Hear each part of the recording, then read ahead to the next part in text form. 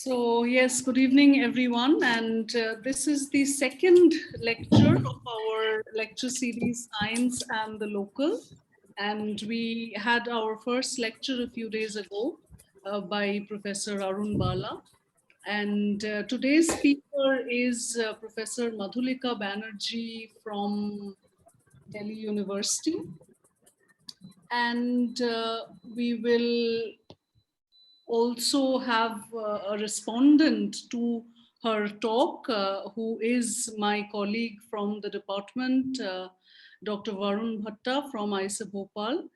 So I will briefly introduce both the speaker and the respondent before handing over to Professor Banerjee, who will be talking to us today about science and other knowledge systems in India, relationships now and for the future. Thank you so much, Madhulika, for being here. And just a few words about the speaker. Madhulika Banerjee is Professor of Political Science at the University of Delhi, has taught mainstream political science since 1985 and researched on the margins of the discipline during this period. Her book, Power, Knowledge, Medicine, Ayurvedic Pharmaceuticals at Home and in the World, published by Orient Black Swan in 2009, and her work on Ayurveda is widely presented and published. She now teaches a course called Politics of Knowledge at the Master's and the MPhil level, and has just concluded an ICSSR sponsored research program for 2 years, along with a team of researchers and collaborators, entitled Knowledge, Development and Politics in Post-Colonial India, Contestations in State, Market and Civil Society. Her latest article, Politics of Knowledge, an Analytical Framework, is forthcoming in the next issue of Studies in Indian Politics. So our respondent to Madhulika's talk today will be Dr. Varun Bhatta from the Department of HSS at IISER Bhopal. Varun is Assistant Professor of Philosophy here at the department. His research is situated largely in philosophy of science. In the last few years, he has worked on wave-particle duality concepts in physics. As part of his new research project, Varun plans to explore the methodological and epistemological challenges at the interface between modern science and indigenous knowledge systems like Ayurveda and yoga from a philosophy of science perspective. So with that, I will hand over to Madhulika for the talk. So Madhulika, you have about 40-45 minutes for the talk, and then Varun will come in and take over from there. So thank you once again on behalf of the department, and we look forward to listening to you. Good evening, everyone. Apologies once again for delaying the start, but thank you very much to Varun Bhatta as well as Antara Chatterjee for this very kind invitation. And I have to say that I'm very pleased to be here, really, not because that's the form statement that one needs to make, but really it's very important for social scientists to be able to speak to scientists, to scientific institutions. And that really doesn't happen often enough, I should say. And I particularly welcome this opportunity to speak to students and teachers of science, because I think that's the only way a very meaningful dialogue that's eminently possible can actually be taken forward. I was particularly excited because Varun suggested a series titled Science and the Local. And over the last 30 plus years that I've been working on different knowledge systems with a focus on Ayurveda, I have had opportunity to try and understand what I have called other knowledge systems here in this title, but which are variously known as traditional or indigenous. And I hesitate now, I really hesitate to use these terms because they are so loaded with meanings which are not necessarily attributable to all these knowledge systems, which is not to say that they are not part of tradition and they are not indigenous, but that there are so many other elements which constitute these knowledge systems, which are not adequately covered by traditional and indigenous terms like these. I have to confess that I haven't yet been able to find a good term to replace any of these. And I'm sure many others like myself, and this, I see that Professor Sarukai has joined this talk, Professor Bala is here. All of us, I think, are trying to work out some kind of nomenclature, though that's not the most important issue. But it's important to clarify that here, of course, today I've used other very with clear meaning, because these knowledge systems are clearly the other of science, and the other in very foundational ways. And we need to recognize that.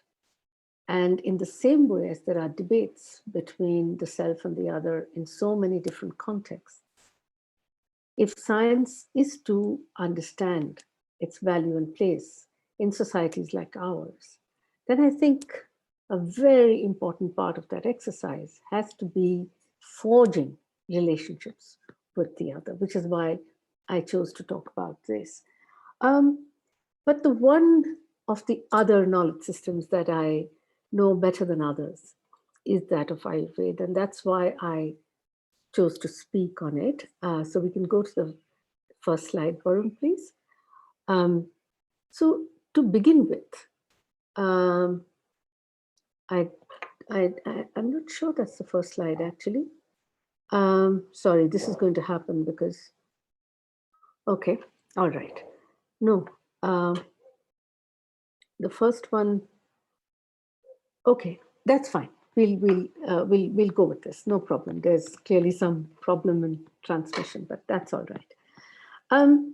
I think what's important is that there are these two knowledge systems that we are looking at, which are, you know, when I said that when we are talking about science and the other, the one difference between, and I would say the principal difference between science and other knowledge systems is that science is seen.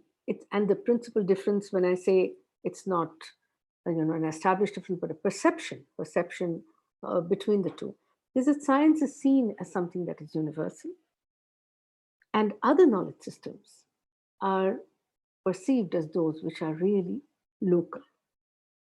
And the relationship between science and other knowledge systems is seen through this binary between the universal and the local.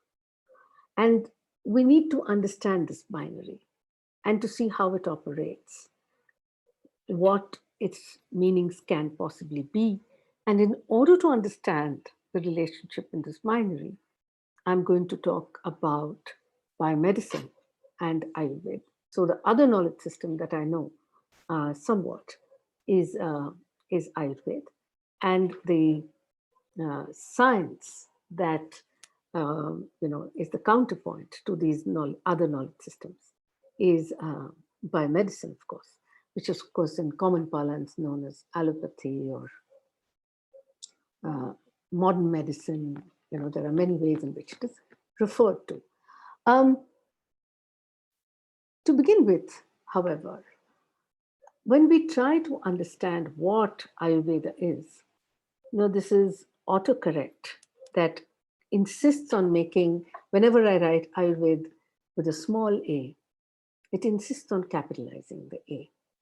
And this is an important point of entry into my discussion. The first most important thing that we need to understand is that it's not a monolithic knowledge system. There is no Ayurveda with a capital A. Lest that come as a surprise, what I should explain exactly what I mean by that.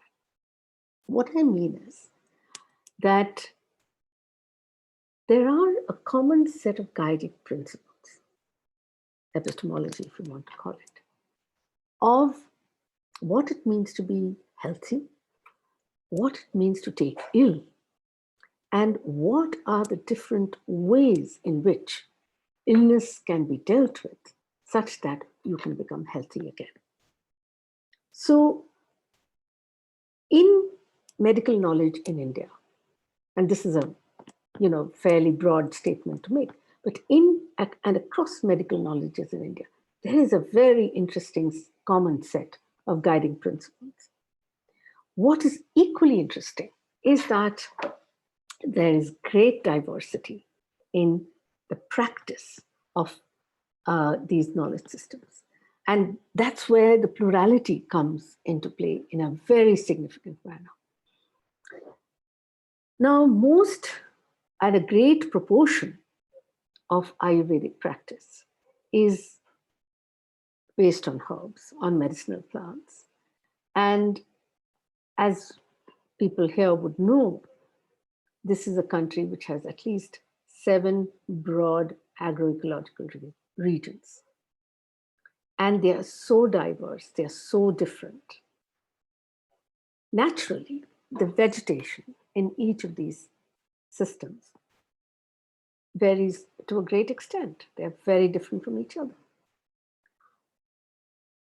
It's fascinating how in different parts of the country, given the broad principles, also broadly identified plants and their medicinal properties, the techniques of how to convert them into medication, with these foundational parts of learning, Vaidyans, Vaidyus,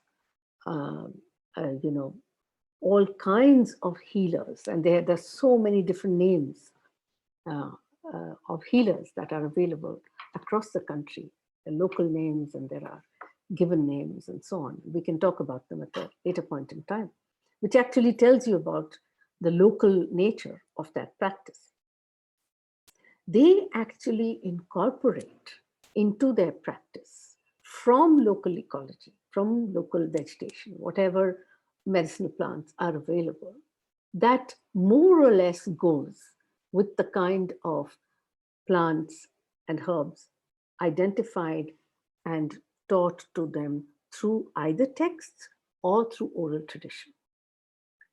And so you will find, of course, the difference. I mean, there's not only, and that's the first difference, which comes from ecology. But there is a great deal of difference also in terms of actual practice, what works where. And it comes from a very foundational understanding of the human body, which is that the human body in different climates, in different kinds of agroecological zones, the same human body actually responds in different ways, it works in different ways. And so a practitioner in any one particular region would understand how the human body works in that particular region specifically well.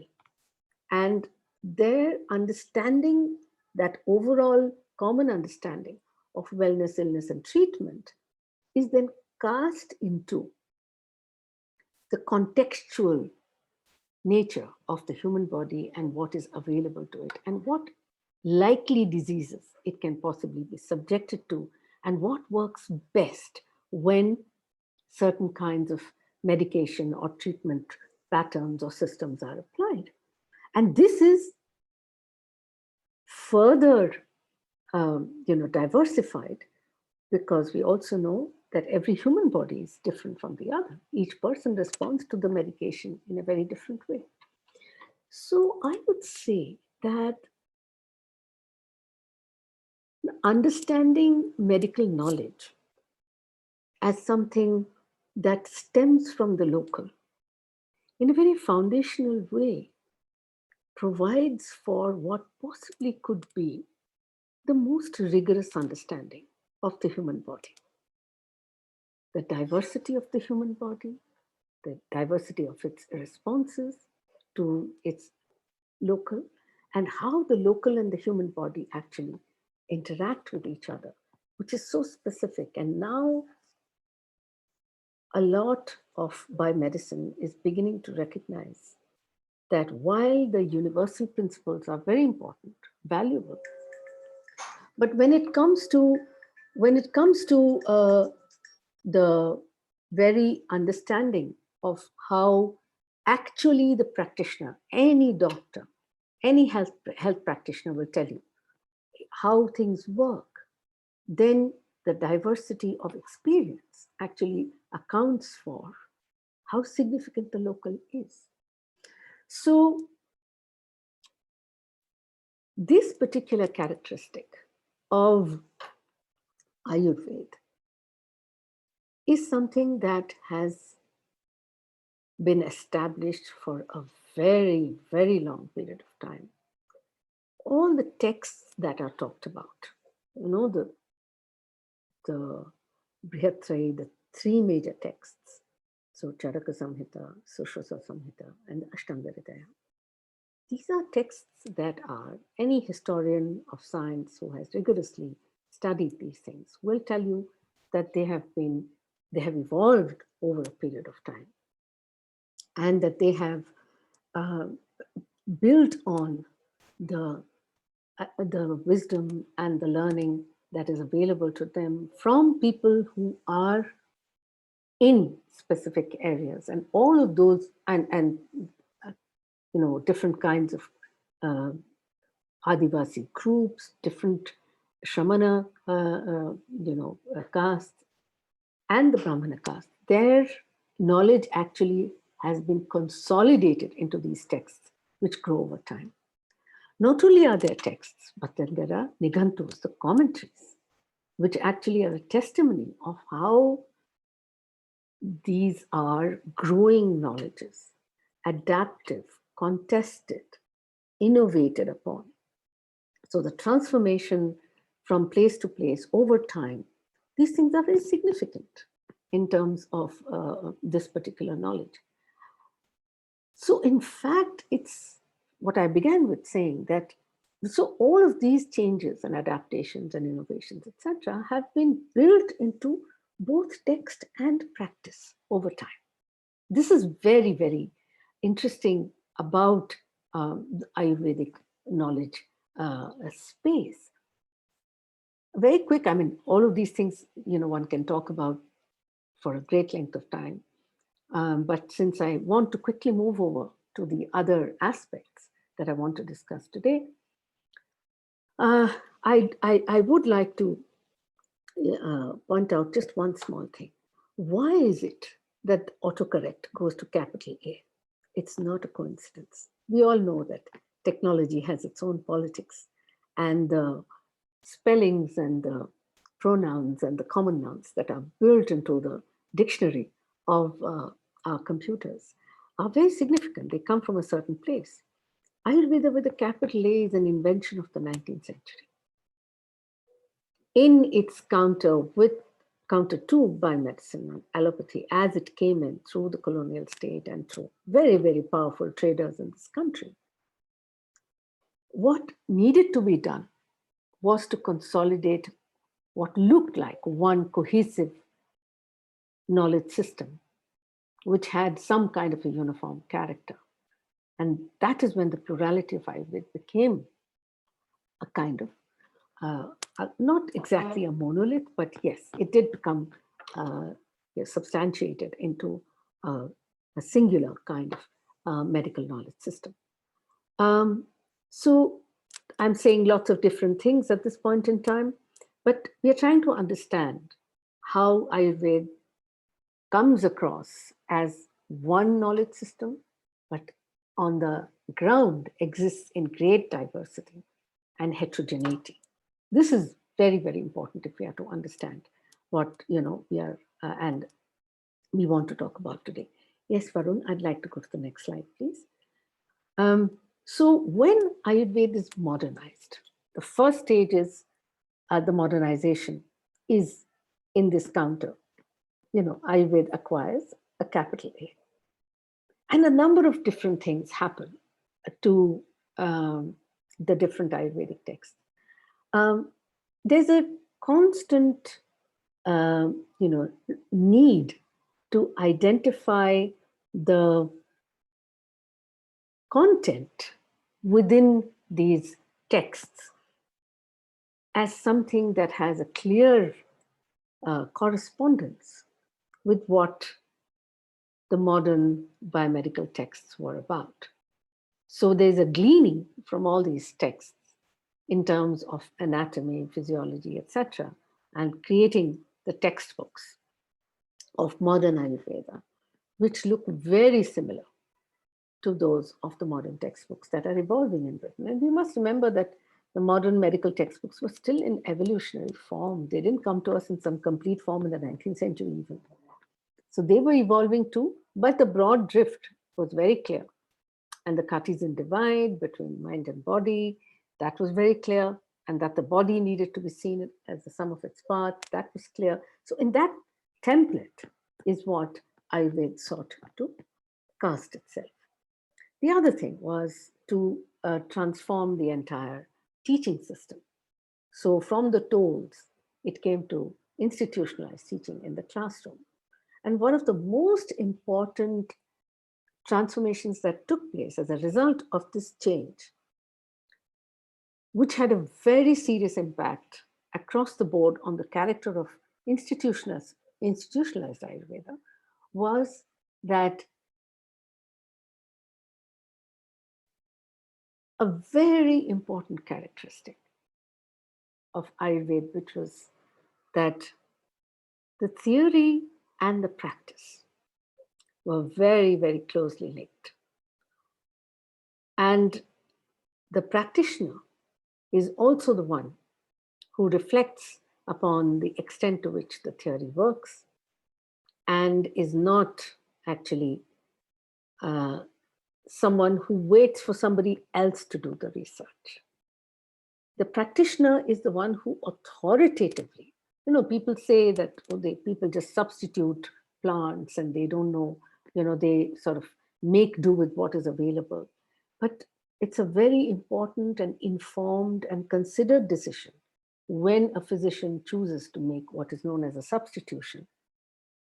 Because in the text itself, in many texts, these things are discussed as to how it is viable, how it is allowed to actually make a substitution of a plant when one is not available, that is described in the text. How do you take something that is closest to it and you are able to then use it? Now, this is a very important aspect of the work of Ayurvedic practitioners. And many of them are also the ones who are then writing the Nighantus, the commentaries, to say, these are the kind of changes we made, this is what we observed, this is how we think it works, some things don't work, or some things work better like this, and so on.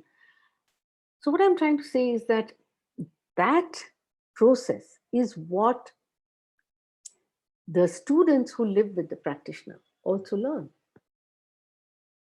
They are being taught how to practice, they are being taught the text, and they are being taught that research is integral to the practice of this medical knowledge. I think this is a very important part of many of these knowledge systems and get a very honorable place in the texts of Ayurveda, Nighantus, and the commentaries that have been written. And I think that we need to understand the value of this kind of an exercise for the contemporary. Hopefully, we'll be able to come back to this. So this is one very important change that happens, along with the systems of teaching and interpretation of texts. Of course, a very, very important change that happens is how the production of Ayurvedic medicines takes place. Something I've been studying for a long time. And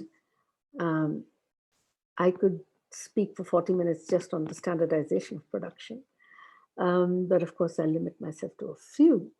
And simply to say that when we say production is standardized, then we in fact are talking about a range of things that are happening to the products. We are talking about how the products get, narrowed down. There are at least 16 or 17 forms in which Ayurvedic medicines are made. And the reason for that is that in different conditions, for different diseases, given the different state of the body, internally, externally, medication is prescribed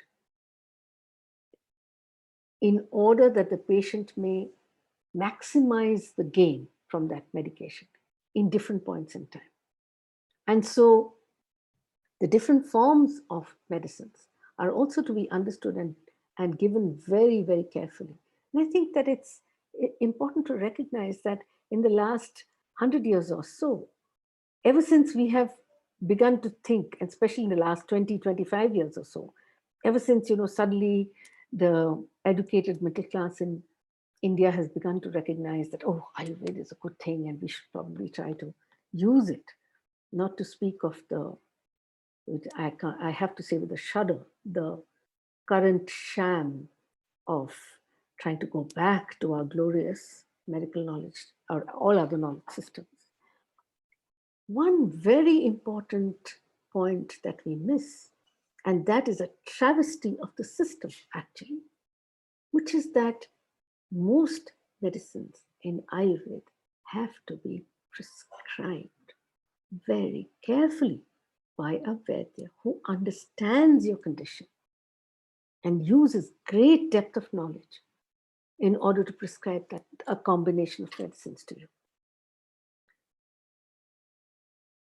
The one thing that the standardization of production and its transformation of the different medicine forms of Ayurveda into tablets and syrups, capsules that has happened is that connect between the knowledge of the Vaidya and its nuance in terms of a prescription has been delegitimized. And because we think, and because it's been positioned, and we'll talk about positioning in a minute when we talk about commercialization, but because we have now begun to see it as herbal medicines with no side effects. Therefore, it's okay to self-medicate. Do away with the physician and the knowledge base altogether. Now, this may seem like a real bummer as far as, the booming Ayurvedic medicine manufacturing, space of the last 30 years. But I think it's very important for us to make this point, labor this point, and understand its significance. Because this is the means by which the foundational knowledge of this system is being delegitimized, in as much that this is a knowledge system that does not see any disease condition in isolation. It's not, if your knees hurt, then your knee needs to be seen as part of the body that it is. And so a condition like arthritis is not recognized in Ayurveda. It is understood as something that is happening to the bone, to the knee, etc., but which is part of, foundationally, for Ayurveda, most things need to begin treatment from the digestive tract, then your blood, and then your bones. It's not something that you can go directly to the bones for. Now, this is a complex knowledge business. And how are we expected to access it except through the Vaidya who's been trained in this? So this space of standardization of production, which has meant that we create medicines that look like allopathic medicines. So They come in bottles, or whether plastic or glass bottles, not so many anymore, but in the form that allopathy, biomedicine has made us familiar with. So in a way, it is saying, look, it's not so unfamiliar at all. It's not those 16 strange forms. It's very familiar. Please use it. So it's a dumbing down, if you ask me, of that knowledge system. And then people say, oh, but we have fast lives and we can't afford to do this, that, and the other. But when you come down to certain kinds of disease forms, which are actually, they have no other way of being looked at except to be understood in terms of the larger system of which we are a part, the larger health, body system that we are a part. We begin to realize, that your diet, your everyday routine, your dinacharya, your ritucharya, which season you eat what and how you conduct your the use of your body. So your dinacharya, your ritucharya, and your medication. So all of these things are correlated. And we run away from the correlation because we have just privileged the whole notion of finding easy ways of treating illness. And we are now coming around to the understanding that there are no easy ways of treating illness. You work so hard to push your body, to ruin your body towards some kind of illness, and then you want an easy way out. I think this is something that we've all beginning to grudgingly accept. So I think that we've done ourselves a disservice by dumbing down this kind of system in this way. And so there are, of course, the issues of how clinical trials are conducted, how good practices are identified for mass scale production, how patent medicine comes up. We can talk about these things. There's not enough time, so I won't dwell too much on each point. So these are all ways in which Ayurveda is cast into the frame of biomedicine. So the modernization is not about finding a unique track by which Ayurveda achieves a different version of itself, a contemporary version of itself over time. But it is something that, as I have argued in my book from 2009, I've argued in that what Ayurveda could have been, which is the real other of biomedicine, it chooses to be its double. And to say we are as good as biomedicine. And this extends to commercialization as well. Another of my favorite things, and I have a host of stories on commercialization to tell. If anyone's interested, I'll share with them. And many of my students who are here today would have heard some of these stories. But one very important, because I put it on the slide, I'd like to explain about FMCGs. When we have, the entire industrial model of Ayurveda has been successful because it has cast a certain aspect of Ayurveda into the FMCG sector. So, and it first began with Chyavanprash. So Chyavanprash, when it became a tonic, which anybody could have, and the dadu in the family says, have this and you'll be strong as I am at 70 or whatever, to Hajmola.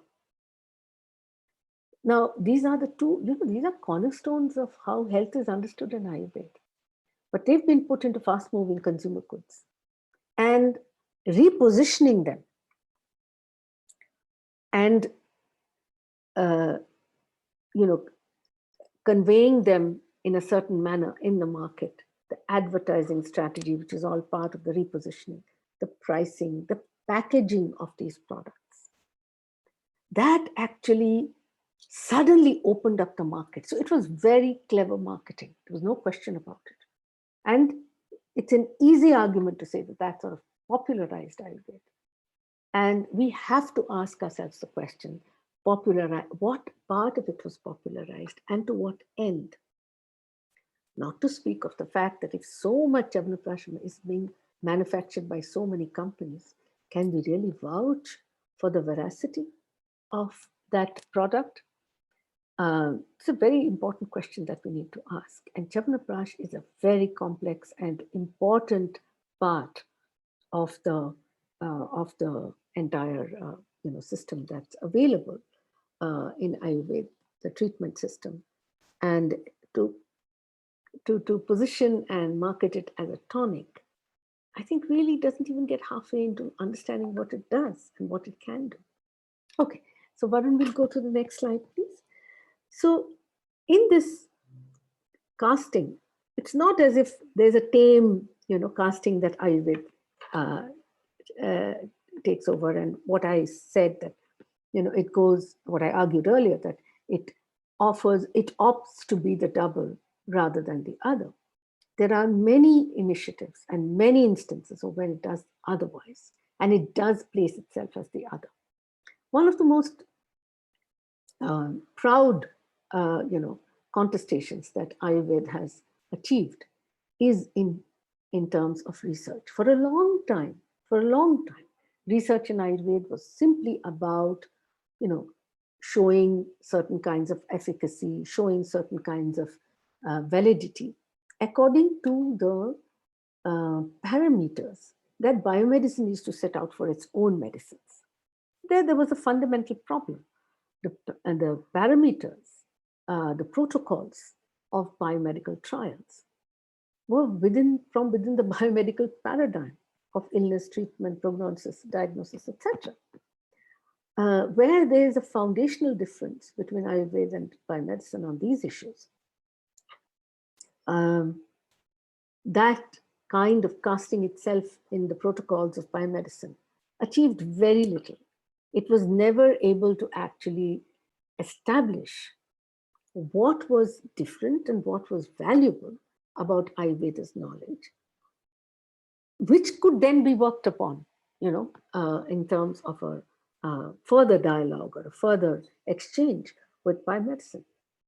But in the last 10 years or so, some wonderful research has come where people have actually taken the trouble to translate biomedical protocols to see how many of these actually talk to, respond, communicate with the protocols of Ayurveda. Now, of course, Ayurveda didn't have randomized clinical trials. It didn't. But there are very clear parameters of quality check for the medications that are made. And the point was to actually foster a communication between these different kinds of protocols, because after all, every physician would want the best medicine for their patient, and every physician would want to know how exactly those medicines were made, and if they conformed to the norms and the parameters that they had been taught medication ought to be, after which they would agree to actually administer those medicines. So this is true as much of Ayurvedic physicians as of biomedical physicians. It's a matter of life and wellness. No physician worth their salt would want to take a risk on that. So there was a great deal of research, and one very significant research which I can talk about,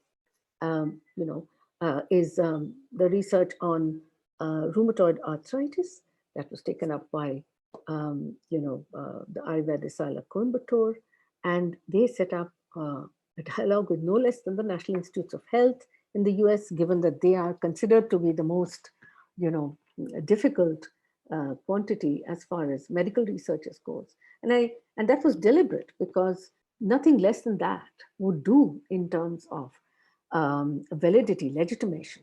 But then that experiment was, and those trials were about comparing methotrexate, which is the medication for rheumatoid arthritis, with the entire Ayurvedic protocol, because Ayurveda doesn't have one medication for rheumatoid arthritis. The people doing the research said to the NIH researchers that you can do your trial in 6 weeks. I will need 6 months. And I will need to do the trials according to exactly the protocols prescribed in the text. I'm not going to change that. And we'll have to compare incomparable quantities, possibly. But if you're doing it with an honest communication and translation, then that should be possible. Now, this is work that was acknowledged by the NIH, conducted over 6 months, and then published in the New England Journal of Medicine. And that's, where Ayurveda pushed the boundaries of contestation.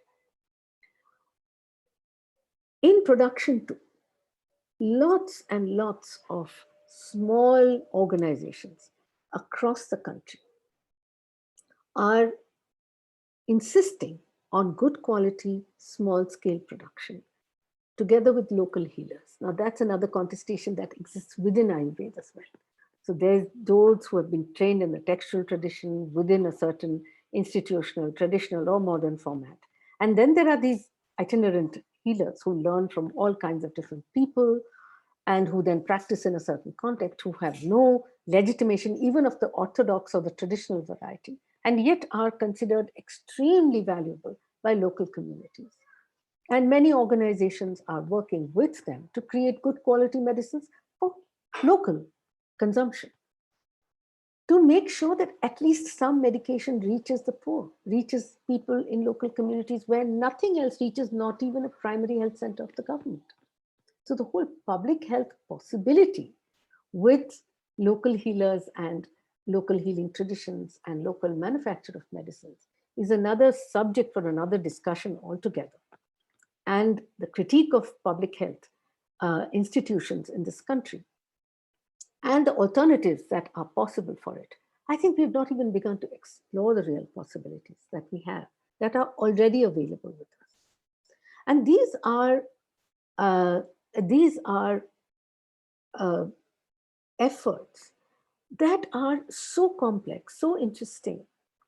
And it's it's fascinating how these organizations also take on attempts to provide certificates to these healers, because that's what counts ultimately, without compromising the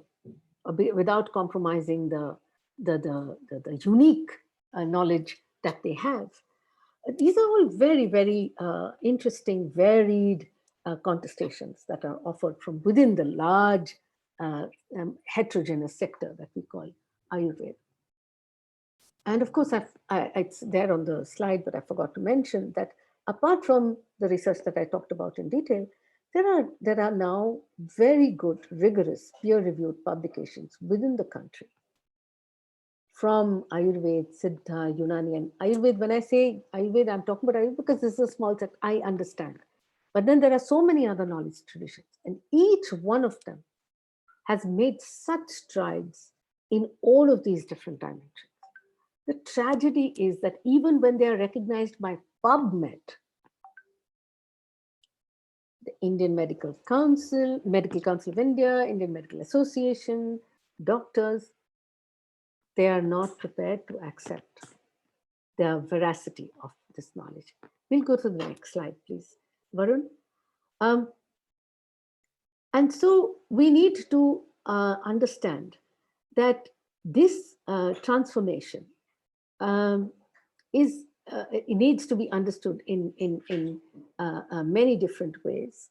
And then if we look at biomedicine's response to Ayurveda, there too there's a range.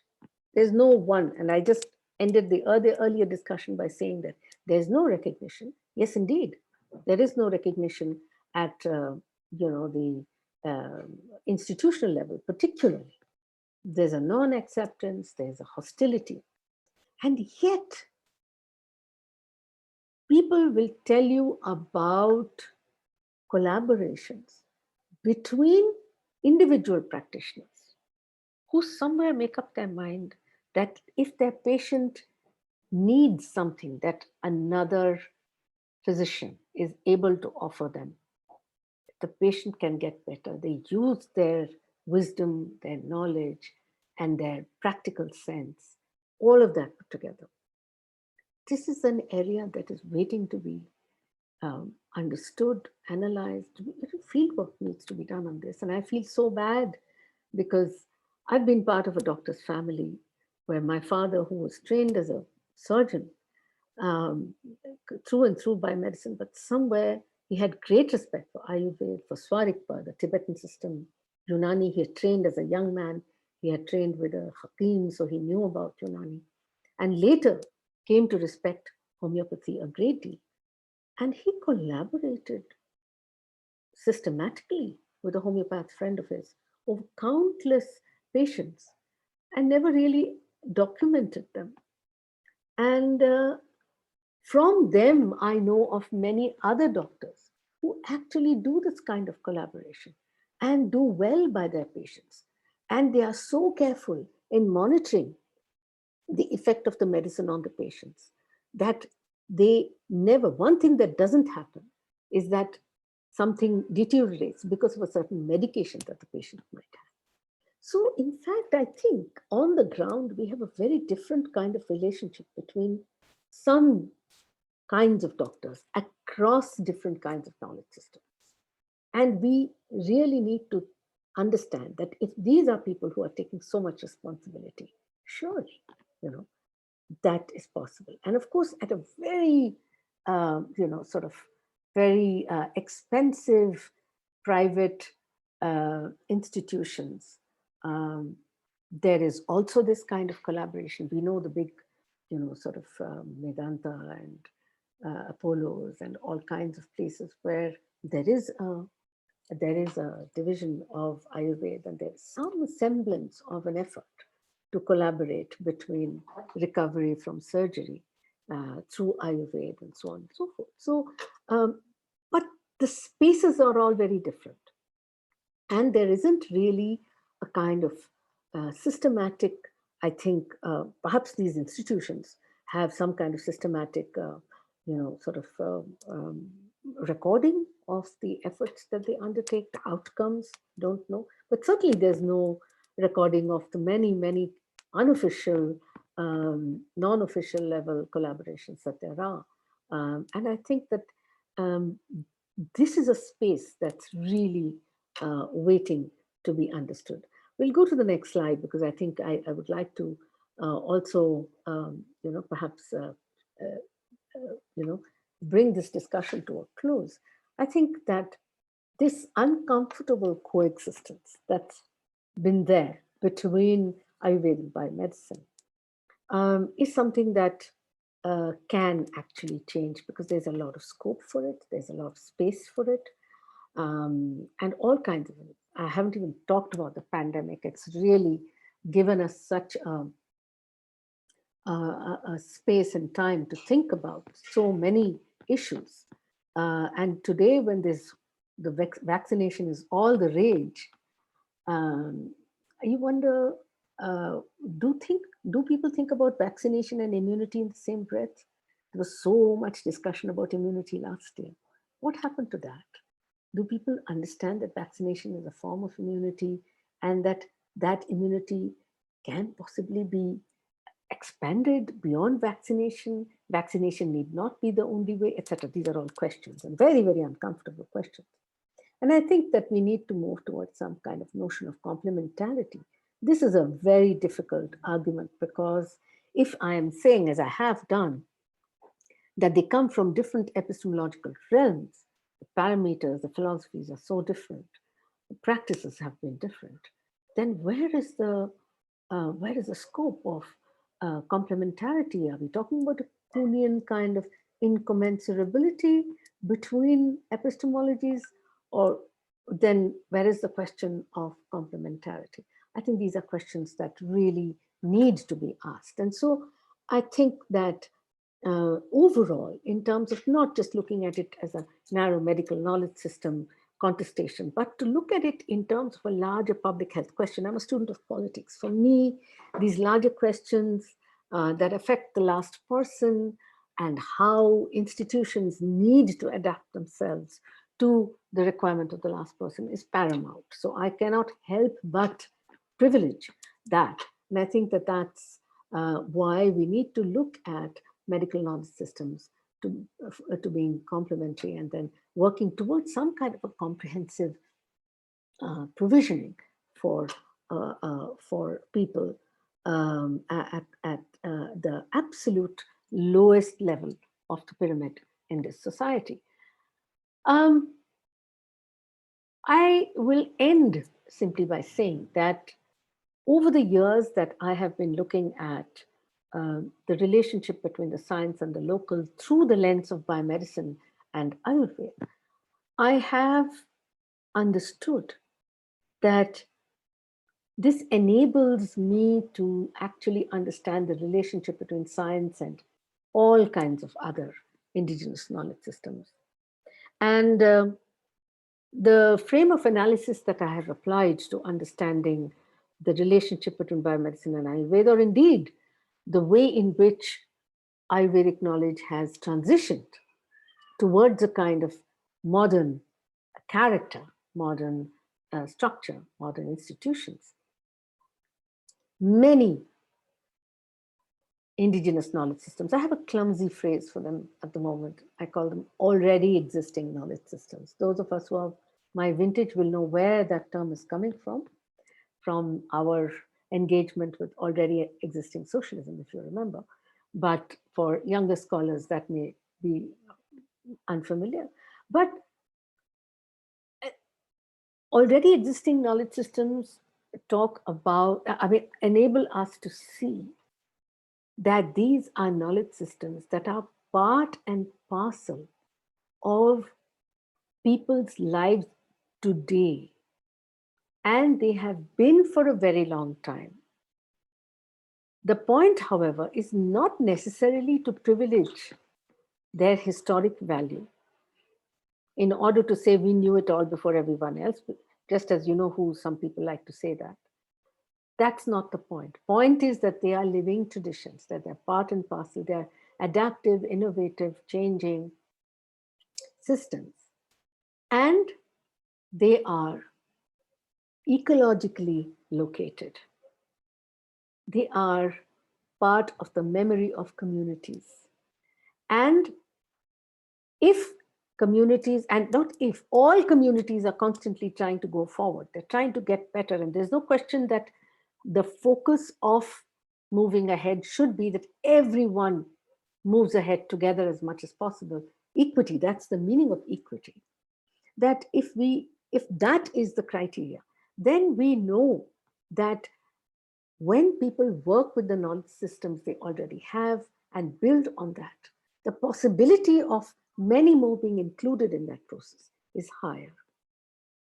And along with some absolutely vibrant researchers I've been fortunate to have in our department, we've been identifying a number of different knowledge systems that have undergone a change, have had to deal with the hegemonic nature of science in their particular arena, and how they have actually sought to assert the significance of the knowledge as they had received it and practiced it, but also develop the capacity to adapt and innovate for the future.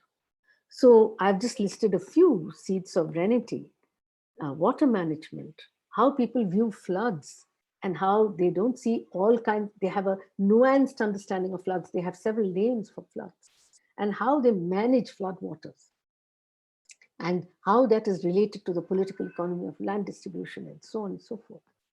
How people look at how medicinal plants, the whole market for medicinal plants is changing, and people who used to collect, who knew how to collect, what is happening to them and their knowledge. And people, of course, related to them are the people who used to practice, who still practice with these medicinal plants, different parts of the country. Oh, a very, very common sweetener that all of us use, Jaggery. Now, suddenly, we've rediscovered Jaggery, but then after 100, 120 years of the manufacture of sugar, and sugar becoming a part of our mindset, more than anything else, this, we need to discover what is that whole knowledge system around Jaggery. And It's so interesting. All over the country, across these different agroecological systems, there is knowledge about Jaggery, but there's heterogeneity and there is a commonality. And Jaggery has the potential to actually transform the way in which we think of sweetness and nutrition and of health and of wellness. These are terms that we are all, beginning to recast. And I think that this is one of my newest students is looking at local health practitioners in Manipur, how they have been dealing with the same kinds of issues that I spelt out today, and what exactly is happening in Manipur in terms of that reassertion of the Moiba Maibi, knowledge traditions that exist there. There's another one from Jammu. There's the beauty of Delhi University being a central university to which students from all over the country come, at least all over the north they come. And she's talking about cocoons and the way in which farmers grow them, develop them, create yarn, and what happens to them in that knowledge system, how it's competing with Chinese silk and so on and so forth. So there's so many knowledge systems which are in the local space, which are very valuable and need to be understood from the vantage point of beginning from their epistemology, their history, and then to see how state policy and the market have actually pushed them in a certain direction. And yet, as students of politics, we always look outside the state, outside the market as well to see, but there is a huge proportion of people who are actually untouched by the state or the market. What do they do? And the contestations that come from below are the most fascinating. So there is a great deal of this challenge that is coming from below as well. And we need to recognize the different dimensions of that challenge and the kind of possibilities they offer for the new desirable directions that I listed. So collaboration, complementarity, and comprehensiveness.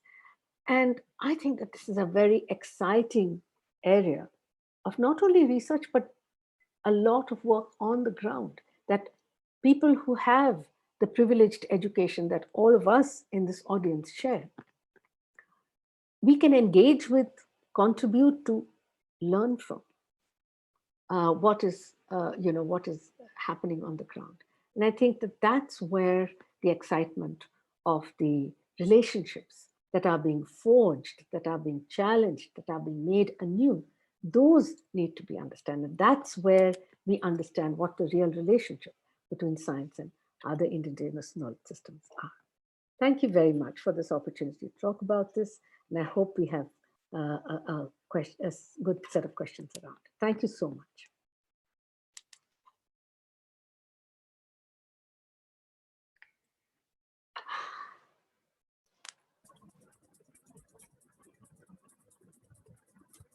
Antara, you're there?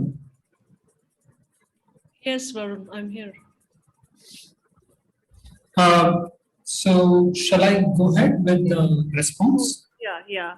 So thank you so much, Madhulika, for that very fascinating talk. And I now invite Varun to respond to some of the ideas brought up in Madhulika's talk. And from there, we will take the discussion forward.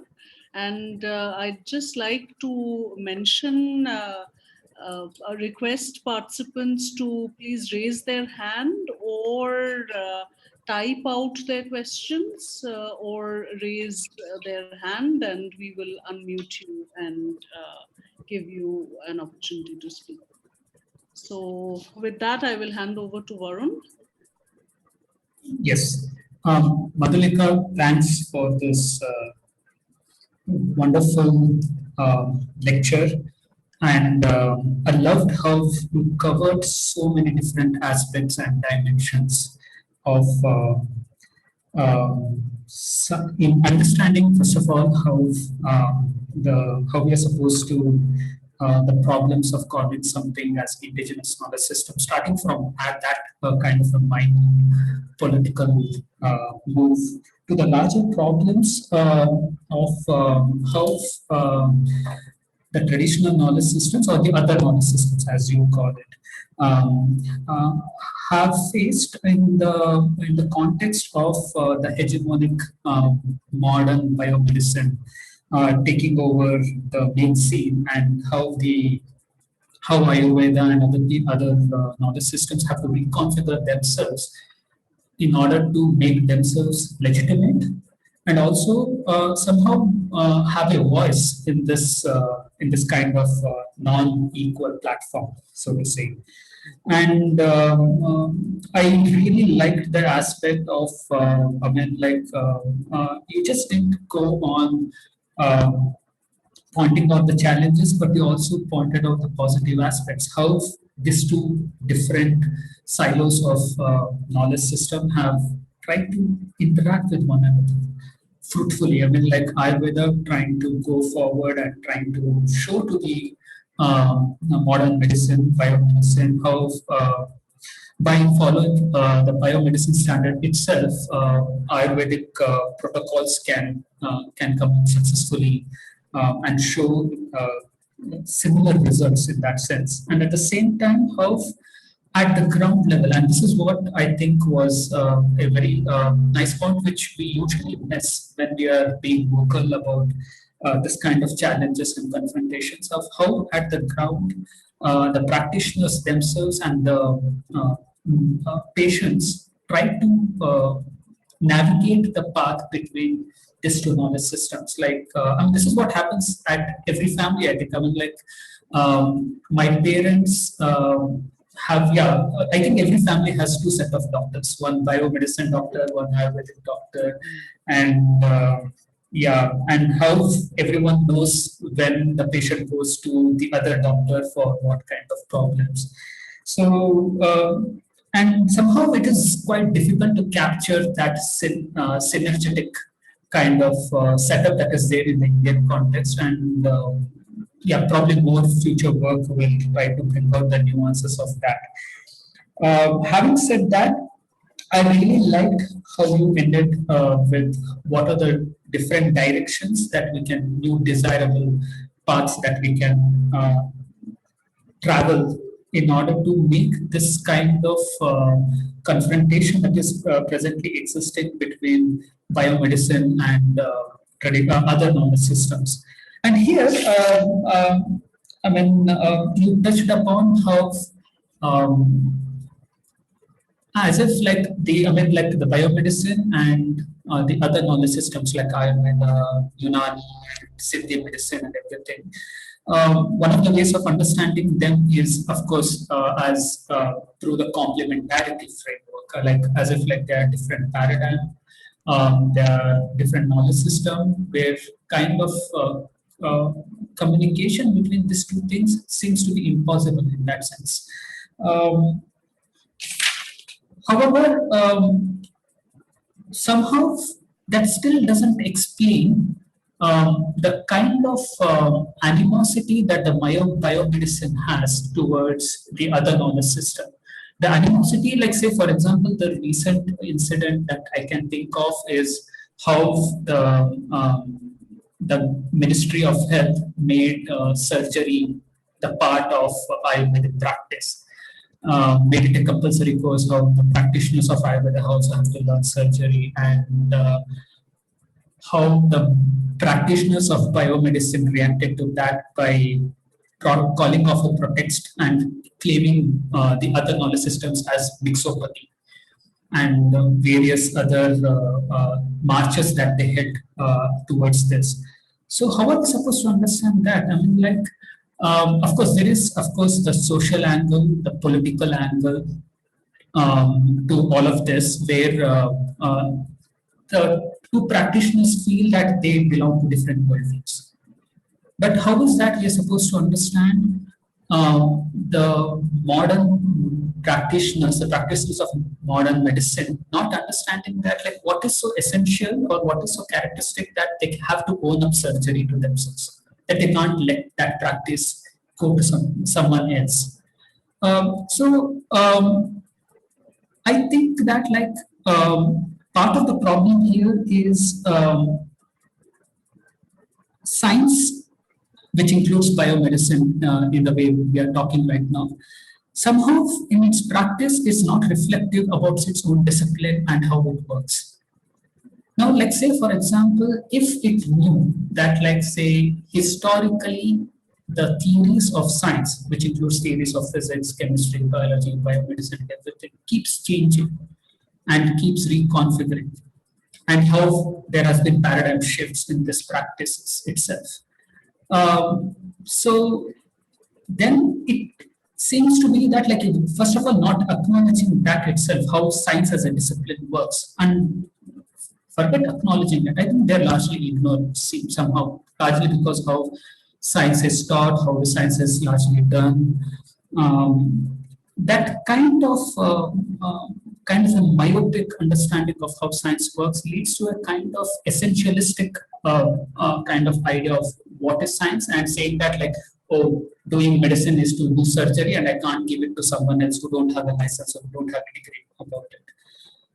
So I think that is where one of the problem happens. Say if they start reflecting on it, probably a much more sympathetic, that is the first step, but much more rich dialogue can start happening.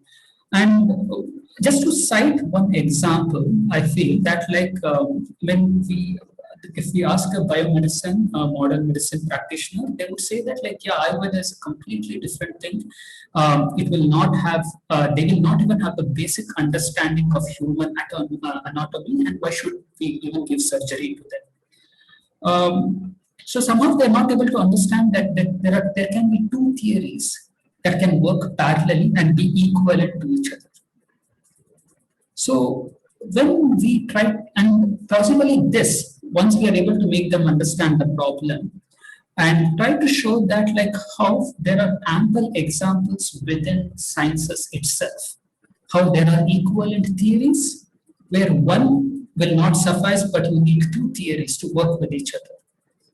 I mean, one of the examples that I have worked on is, of course, wave-particle duality, where a theory of wave alone will not be able to suffice to explain everything. You will also need a theory of particles to explain all of this. And this is not an age-old problem. This is not part of history of physics of 20th century. Exactly. The modern quantum field theory is agnostic about its ontology. It doesn't know whether it is field, whether it is quanta, what it is made of. But somehow there is a kind of calmness, kind of acceptance within the physicists, saying that it can be this, it can be that. We may need both depending on different experiments we are conducting. And somehow when we try to make them aware of the dual houses they inhabit, depending on what calls for. So why is that similar kind of attitude cannot be held for Ayurveda and biomedicine? It's not that one of them has to turn out to be true in the long run. Exactly. Both can work together. So for some things, this worldview is good. For certain other things, the other worldview is good. So somehow I think by pointing out all of this and making science understand its own practice, this kind of sympathetic cohabitation is possible. And lastly, I want to point out that this is also a problem of not understanding how modern science itself functions, but also a problem of science having a unilateral understanding of its own history. And what do I mean by that is that the way they understand is that modern medicine is an outcome of this. They have their own series of historical outcomes. And whatever that doesn't belong to this tree is the other knowledge system. But somehow, if we try to break away from that kind of historical understanding, like a monodimensional understanding, singular historical understanding of what is science, and come up with, taking from what Bala pointed out and several other circulation theories of science, as if it is not kind of a monolithic kind of outcome, then their own understanding of how different traditions can still call themselves sciences and be kind of occupy the same space that they have. So I think a much larger understanding of not only the current science, but a kind of good understanding of the history of science, reconfiguration of sciences. All of this can bring about,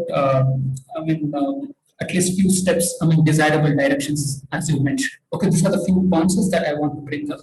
And yeah, thanks for, like this, all of these thoughts wouldn't have arisen if I wouldn't have sat and listened to you for 40 minutes. Yeah. That's very kind of you, Varun. I'm glad you felt that you were able to draw so many thoughts from what I had to say. I'd really love to hear the questions, so I won't take too long over the response. I will, in fact, I agree with many things that you're saying. I think that really it's time. I know this debate has been going on for a long time. And amongst the social scientists, we have a kind of agreement, more or less, about this. The problem is our not being able to talk to the scientists of all denominations, particularly medical doctors that we're talking here. I want to make a point about us, though, rather than them. And forgive my putting it in this crass way, but it's really for the purpose of argumentation. I think that the real culprit in all of this is not the way we teach anything, but the way we teach history. The way we are taught history from middle school onwards, without ever being taught that history is a dynamic understanding of the past, that so much is changing and at so many different levels, and that one of the most important searches is the search for truth, search for knowledge, which actually drives so much of history. We are taught a kind of dry political history, which should be absolutely marginal to the whole project. But the history of learning, how did the human being learn what it did over time? You know, the kind of questions, the points that you're raising. I think it's because we are not, taught the excitement and the dynamism of the way in which human knowledge has progressed as one very important part of history. On the one hand, and of course it goes along with all the other, real very major mistakes that we've made in the way in which we teach all the disciplines.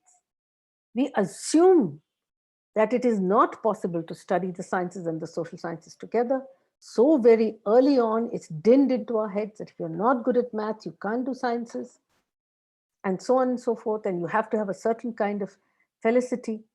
And it's dinned into our heads that if you can do nothing else, then you will do the arts, as they call it in our high schools. And a friend of mine, he says that in their town, if you were really bright, you did science, as they used to call it. And then if you weren't, you did nonsense, which sounded mostly like nonsense, So absolutely pedestrian an argument as that may be, but that sort of sums up the way in which we are totally oriented towards understanding how knowledge progresses, the history of knowledge itself. So one can't blame students who have studied science from age 16 onwards. See, after class 10, 15 onwards, 16, 17, when they start and then they go to study medicine, they have lost touch. It's not their fault. And they have, and this whole grand narrative of science in which, and then of course, it's multiplied by the fact that science is taught as a grand narrative, that so many failures, which, social studies of science show us, that failure is an integral part of the unraveling of knowledge. That is never taught as part of the learning of knowledge, because you're so busy trying to catch up with all the knowledge that already exists and learning it by heart, because I think a lot of medical knowledge is just learned by heart, that I think it's the entire way in which we've cast our understanding of knowledge, which is what is responsible. And therefore, so much, what you said about surgery, I don't want to talk in detail about that, but you said it yourself, it's based on sheer ignorance. I mean, I know so many doctors who will rail against homeopathic medicines. And then they will say, अच्छा वैसे ये वो homeopathic दवा दिखने में कैसे होती है? I'm sorry, I just relapsed into Hindi. I mean, it's what do homeopathic medicines even look like? They have no idea. So much of the debate is based on ignorance that you think, seriously, you want me to have an argument with you on this? Surgery has been part of Ayurvedic curriculum for the longest time. It's not new. There are parts of surgery that are developed very well in Ayurveda, but I don't think any Ayurvedic trained doctor, worth their salt would ever claim more than what is in the text, because that's clearly there. What is in the text is there. You can't claim more than that. Now, the point is that when you are talking about including it in a curriculum, what part of the curriculum are you talking about? How does it get included? These are things that ought to be debated, but that can only be debated if either party is willing to talk honestly and clearly about what they know, what they don't know, and how it should be worked out in policy. And of course, the whole driver of a political intent, which is empty of an engagement with tradition in a systematic and critical way, that driver cannot be the best means by which these debates are initiated. And so what you will result in is coronal, and you will have this kind of Ayurvedic curriculum in surgery. I think, as I said in an article in June last year, Ayurveda deserves better than this. It deserves better, advocates. I think we are very poor advocates.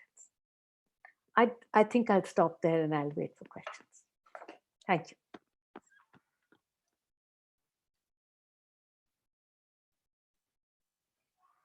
Antara, over to you. Yeah, Varun, will you take the questions and take the discussion forward from here? Yes, Mantara. Yeah. So I would request the participants to raise their hand. Madhulika, I want to point out that in the chart, one of the participants have asked a question. Ask a question. Yeah. If you can see that, and you can respond to that by the time others can start raising. Are you able to see that? Yeah, I'm able to see. I'm able to see the chat. I had seen the question already, actually. Well, yes, post-colonial studies have, given a fillip to the study of different paradigms. But we must remember that disciplines like anthropology, even history, have focused on many of these paradigms, albeit from different perspectives and different positions. But the body of knowledge about alternative paradigms in medical sciences predates post-colonial studies. Post-colonial studies have given them a different, what can I say, a kind of different weightage, different significance in social science. But apart from that, I think that what we need to look at in terms of the body of knowledge that was already there, that's very significant as well. I'd ask you to look at a journal called Social Science and Medicine. And it's been now published for over half a century, that's for sure, maybe longer. I've suddenly forgotten. But the work on alternative paradigms has been there for a very long time. And so much work on Chinese medicine, so much work on other Southeast Asian traditions, Islamic traditions. There's a lot of work on that predates post-colonial studies as well. Yeah. Soham, you want to ask your question? Yes. Hello. Yes. Am I audible? Yes. Yes. Yeah. So actually, this is Vijay Chakravarti. I and my friend Soham and I were discussing this topic only yesterday. And we today when we got the mail, we were kind of scared that ICER is spying on us. spying on our conversations, because they're so specific our conversation was, and then we get this seminar. So we are very happy to be part of it. Thank you, ma'am, for your time.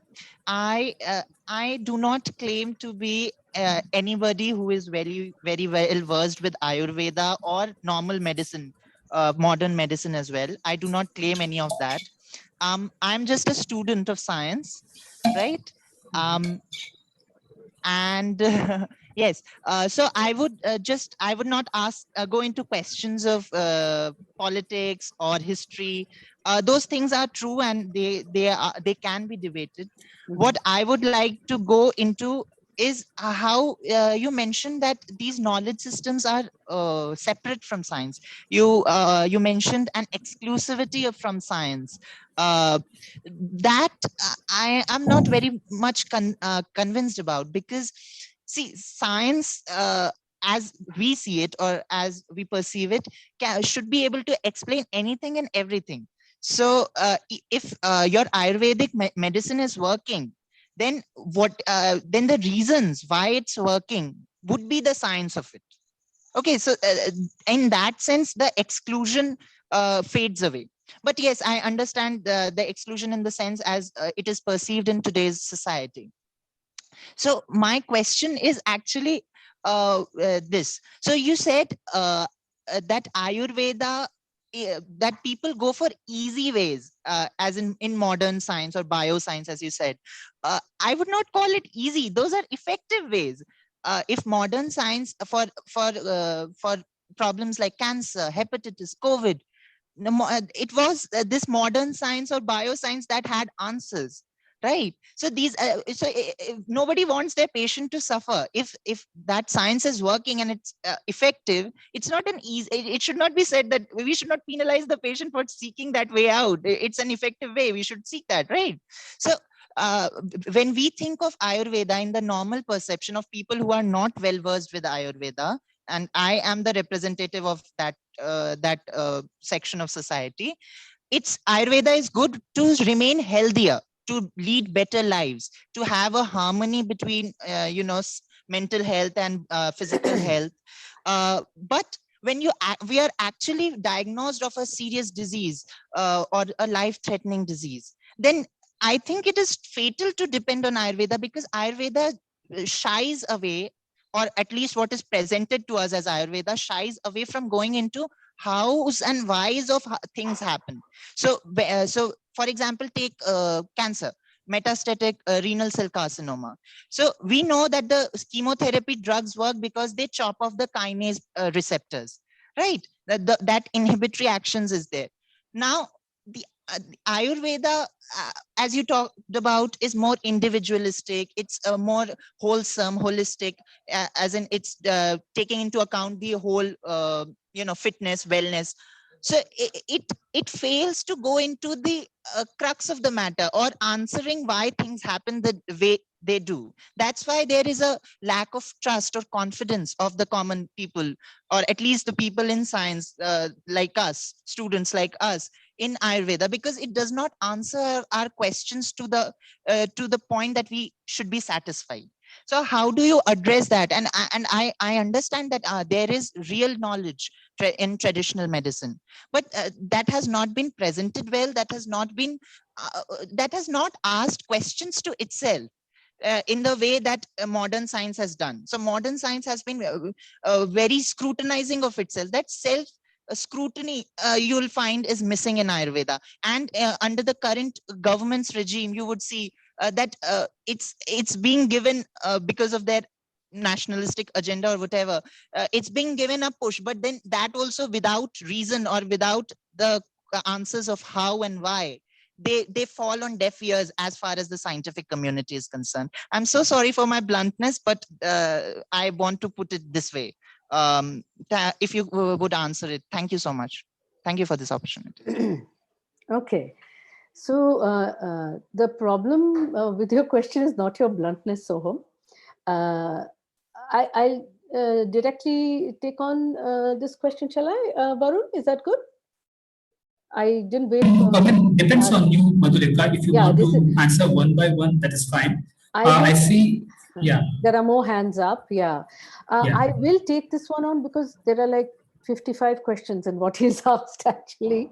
So let me try to address a few and then we'll leave for other things to reveal themselves. See, Soham, the problem, as I was saying, is not bluntness. The problem is that there are so many assumptions, there are so many ideas built into your questions, and you have a lot of questions, which is wonderful. And so you will forgive me that I won't be able to address each one of them. Let me try and pick a few, the more difficult ones. First of all, when you say that Ayurveda does not answer the questions the way we want, you've actually identified a very important issue, which is of translation. And I don't mean translation between Sanskrit texts and English. It's not only just language in that way. First of all, lots of Ayurvedic texts are written in languages other than Sanskrit as well. Even in the ancient times, there's Pali, and then there's lots of other languages as well. That's not the point. The point is that it's a different conceptual universe. The conceptual understanding of the body, of health, wellness, etc., and of disease is very differently constituted in Ayurveda. The first thing that all scientists need to understand is that the way in which they perceive disease and what causes it, and what you say, how and why of what happens. It's not as if Ayurveda does not ask how and why. They ask it in a different way, they arrive at different answers. And that's possible, you know, that a knowledge can be constituted in a very different format of questioning altogether. So that is where the first problem begins. What Thomas Kuhn calls the incommensurability problem. That there is a different set of concepts in the different knowledge systems.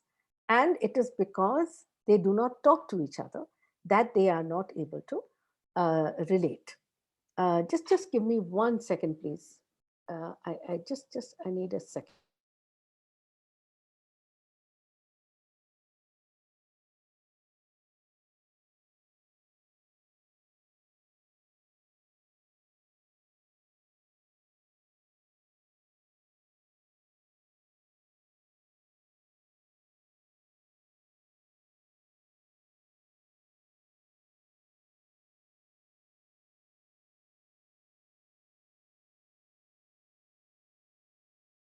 Sorry about that. My laptop was suddenly going low on charge and I needed to do that. Okay, so that's the first thing. Second thing is that when we say that Ayurveda does not address difficult disease conditions and so on, that's actually a lack of understanding of the way in which the Ayurvedic knowledge is constituted. There is a lot of thinking, there's a lot of treatment protocols that are actually available for very difficult disease conditions. They just approach them very differently. And it is true that that kind of translation, which then makes for scientists to be able to understand what Ayurvedic physicians are doing, how they understand, explain, and then how do they work. That translation has not happened for a very fundamental reason. All scientists expect that the translation has to be done for them to then give the legitimacy that this is a knowledge worth thinking about. Those who have worked in Ayurveda either are very angry that they feel that they need to justify all the time, or they have it's a very, very difficult thing to translate across epistemologies. And that translation is already, you are doubly disadvantaged, because already people start with the understanding that you really don't know, you're just going to offer something that is not quite scientific. When you say that what they know is already science, what you mean is that what they already know is some knowledge. Science is one kind of knowledge. What we are talking about is knowledge in different forms. Now, if you want me to accept that science is knowledge and all knowledge is science, if it is rigorous and if it is verifiable and if it is something that can be established through logic and reasoning, therefore it is science. That is just an ignorance of the way in which knowledge has developed across the world. And even science itself has developed, something that Varun was pointing out. That science itself has developed through lots of, and there's a whole literature on history of science, on the philosophy of science, to understand how what we think is some very definite body of science is actually a body of many amorphous thought processes, which have yielded some very valuable knowledge. Doesn't mean that it's something that's invincible and that's something that's so watertight that it loses its amorphous nature, and then that watertight character is then going to be used to judge all other knowledges. The real problem is there. Then we can think of what all different medical knowledges can do and cannot do. And I mean, I can say much more on the kind of issues that you've raised, but I really think that the first thing is for us to recognize this, that the character of knowledge is science and many other things, that there is a problem of translation between the epistemology of Ayurveda and like disciplines and that of modern science. And the one point that I definitely want to address is the last point that you said, that our current political dispensation is constantly pushing for things that do not have legitimacy. I have complete agreement with you on that. And I really think that that's not the way. And I have great disagreement. I mean, I have worked on Ayurveda and I do believe that it has a lot of value, etc., etc. But one should not deny the kind of debate and discussion that happens and contestations and disagreements that happen within Ayurveda, the challenges that they pose to each other. That's, we completely deny it when we try to posit it as some 5,000-old tradition, which is unthinking and unchanging, and we have to accept it because it's our tradition. That's not a valid, historical argument at all. There are many other things you've raised, but I really should listen to others and try to. Madhulika, there are two questions. Yeah. First, Arun Bhatta has raised his hand. Yeah. And after that, there is one question by Rennie Thomas in the chat box. So, Arun, can you unmute yourself and ask your question?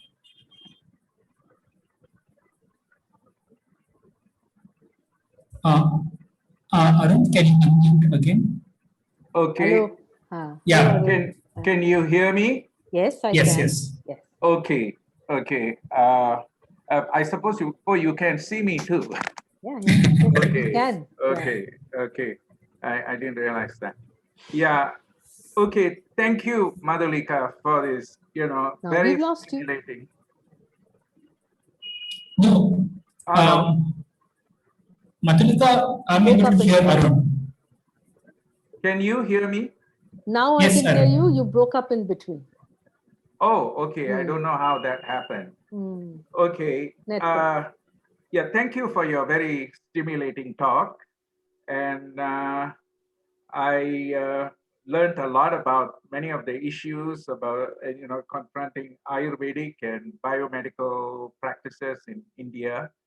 They actually sound quite similar to, what happens over here, especially between traditional Chinese medicine and Western medicine. Yeah. But I won't be able, I won't comment on, the specifics of Ayurveda and biomedicine because I'm not really knowledgeable in that area. But you raised this issue of new desirable directions, that we need to go in three directions: collaboration, complementarity, and comprehensiveness. And I thought that this sounded very interesting, and then Varun sort of came in and said there are parallels here to quantum mechanics in complementarity, and I know something about it because I have a background in physics. And complementarity is kind of interesting because you had, the issue of whether light was a wave or a particle, even before. There was Huygens wave theory and Newton's particle theory, and they were in competition. But somehow later on, as quantum mechanics developed, you had this wave particle duality where you needed these complementary descriptions, even though they appear to be kind of mutually exclusive. So there was a collaboration, one could say, even between the particle theories and the wave theories, and we got then a more comprehensive theory. So that collaboration, complementarity, comprehensiveness seem to somehow come in to quantum mechanics and the way it has evolved. And I was just wondering whether, pursuing this analogy further might be illuminating, for looking at these issues. Obviously, you have done this, and Varun has suggested that, but I'd like your response to that. The next thing is that you mentioned about the history as very important. If we think of history in the form of circulations, connectedness, and so on, then we would take seriously the idea that many local traditions came together to make the modern tradition. And we might also find out that biomedicine itself had a lot of inputs from other indigenous traditions, including Ayurveda. It did. And well, if it did, then that it should open the door, as you yourself suggested, and that to receptiveness to Ayurvedic traditions for new insights to go forward. So whether this parallel also could be something that might be illuminating. And finally, I think you drew in this idea of we must bring the natural and social sciences together in order to understand issues in medicine. And I think I agree with you there, but there's this new discipline called big history that talks about, natural evolution, beginning with the Big Bang, evolution of life, and so on, and then tries to link it up with the story of human evolution, which is social evolution, to make one story, to connect the two together. I was wondering whether that might not provide a framework. I haven't explored this, but I'm just wondering whether that might not provide a framework for the kind of direction you are suggesting. Just your comments on this.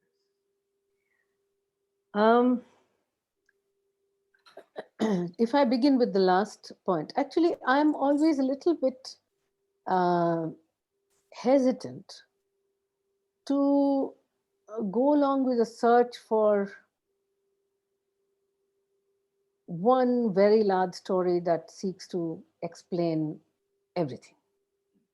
Simply because there's so much heterogeneity when you look at even historical developments of any kind.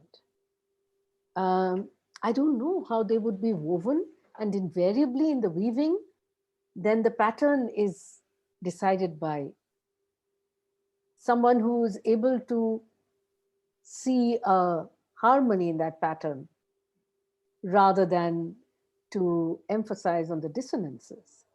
So I'm hesitant, actually. I don't know very much about this particular stream of thought, but my initial response would be something to that effect. When we talk about biomedicine and its relationship with and the question, and I'm fascinated by the parallels you're drawing, and really we should have more conversations, it sounds like, between biomedicine, the medical knowledge streams, and quantum mechanics and physics and so on. I think that just recognizing, and that's why I'm so fascinated by your work as well, that recognizing that dialogic foundations of knowledge creation would provide a very significant shift in our capacity to see a relationship with other knowledge systems, which we have so far treated as the other. If we are simply able to understand that so much of learning actually comes from so many different sources, and the way in which they would combine and what would emerge from it is not necessarily in any one direction or predetermined necessarily, And it is about power. It is about who has the capacity to create a certain discourse, a certain kind of frame of analysis, and then push it in that direction. It is about power. And I think that that's something that, is foundational, and we need to recognize that.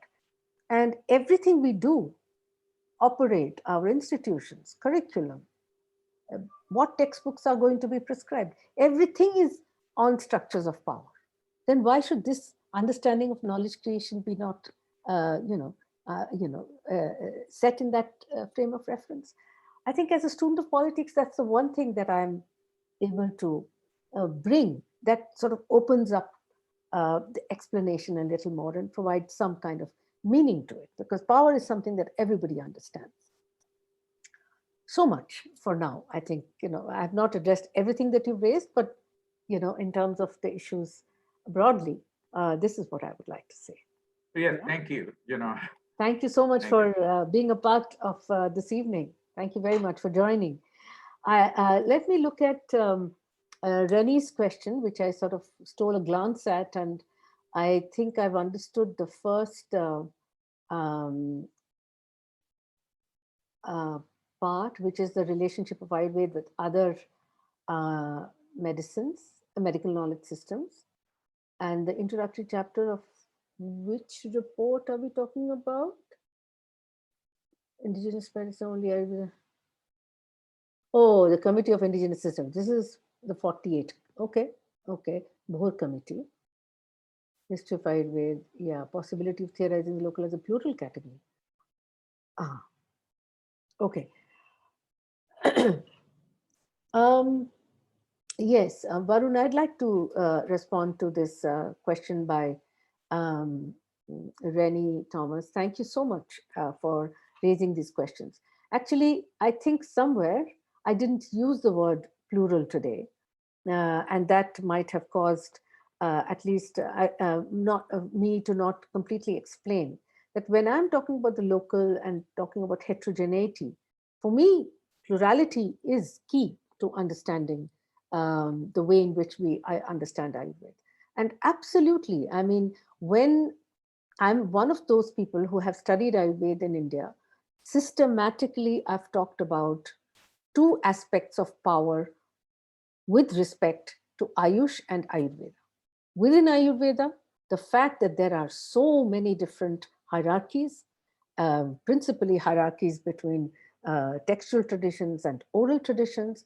And when we make this kind of a binary, in fact, we include a great deal of, within the oral tradition, we incorporate so many different kinds of knowledge systems, whether they come from Adivasis or they come from other kinds of healers, and who have been, who share that circle of intelligibility in terms of the conceptual understanding of body, illness, and wellness with Ayurveda. But historically, it is well known that their knowledge has contributed a great deal. And I did say this at the very beginning, that, so much of textual knowledge actually acknowledges that it has taken so much knowledge from them, from other Shramana and Adivasi sources. So there's no question of not acknowledging it, but the way in which it has come into state policy, the discourse that they have, this is something that I look at very closely actually in my work. And I think the discourse of state policy embodies dominant power structures to the extent that they that becomes the space by which the historical understanding of certain knowledge systems are put in place. And those hierarchies are embedded into policy. And that is what then you can see in the creation of the Ayush ministry that came about. And the Ayush ministry is very prominent today, but Ayush as an entity came about in other political dispensations as well. So it's not only to do with the political dispensation, it is to do with the structures of power within these knowledge traditions and the systematic marginalization of Unani, marginalization of Siddha, and the way in which Swarikpa, it's a fascinating story of how Tibetan medicine found a place for itself in Ayush, And so it's no longer, so the S in Ayush is both Siddha as well as Swarikpa. And how that changed. These are fascinating stories of the changing discourse of state policy and the way in which they sometimes, um, um, sometimes, sort of harden the hierarchies within these knowledge traditions, and sometimes also provide the space of a fluid space of renegotiation. So I think that plurality of the local is something that we absolutely need. That's why I clarified several times that I'm talking about Ayurveda, because that itself is very heterogeneous, but that's some entity, one part of that entity that I understand and I have studied. I've done a little bit of work on that. So I talk about Ayurveda in order to show the contestations in the knowledges, but not at all to conflate Ayurveda with all of the other knowledge systems, not me. And to not recognize that a varied practices of the local. For instance, I mean, Siddha, in the way in which it is practiced, has so much to contribute, and it's very, unique kind of contribution to many of treatment regimens and different kinds of disease conditions. And I think that these need to be recognized. There's no question about it. Absolutely. Does that respond to what you said, or have I missed your question altogether, Rennie?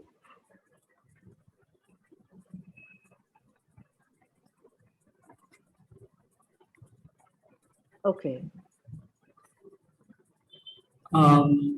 So Let's come back with another question, but yeah, we can pick it up later. And also, if there are no other questions, I think we can wind up, because it's almost been 2 hours since Madhulika has been concerned. Okay, Kano has quickly raised the hand. Okay, Kano, can you briefly ask your question so that we can take it and briefly respond to it?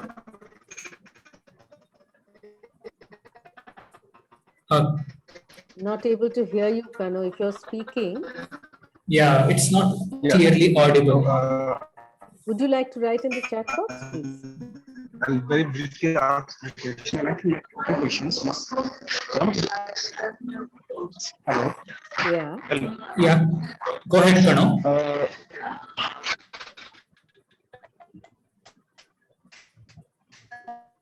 Kano, can you go ahead?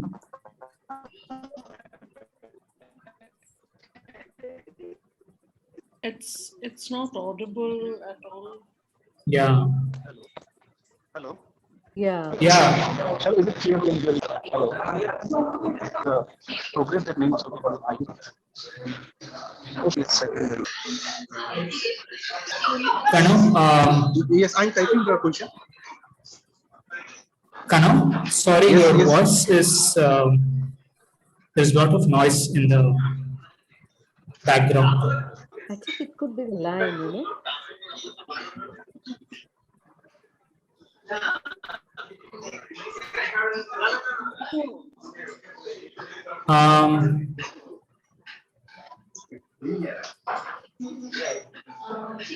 Okay, Kano has replied to me and sent a direct message, and his question reads out: regarding progress, does it mean mathematization of Ayurveda? So this is his question. One word answer, no. That's not what I meant at all. And we can discuss it if you like on email, given it's been very long, because this is also very, this can also be a fairly detailed, I can have a fairly detailed response to this.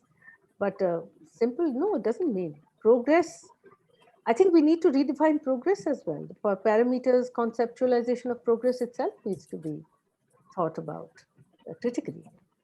So, no, that's fine. It's no problem. Yeah. No, I understand. Yeah. So, Madhulika, thanks a lot for this wonderful lecture and taking time and being part of this series.